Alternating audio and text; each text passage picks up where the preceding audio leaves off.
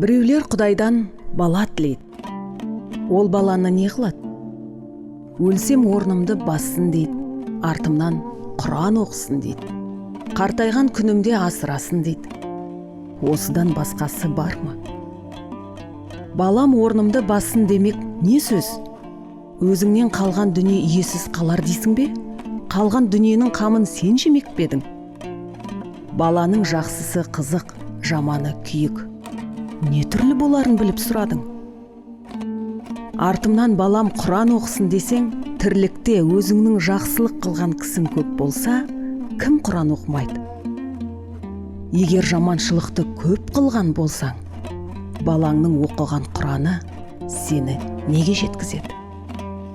Тірлікте өзіңе өзің қылмаған істі өлген соң саған балаң кәсіп қылып бере ала ма? Қартайғанда асырасын десең, о да бір бос сөз. Әуелі өзің қаруын қайтарлық қартаюға жетемісің жоқ па?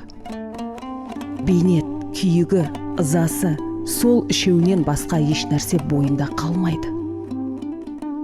Барында баймын деп мақтанады, ал жоғында мағанда баяғыда мал бітіп еді деп мақтанады.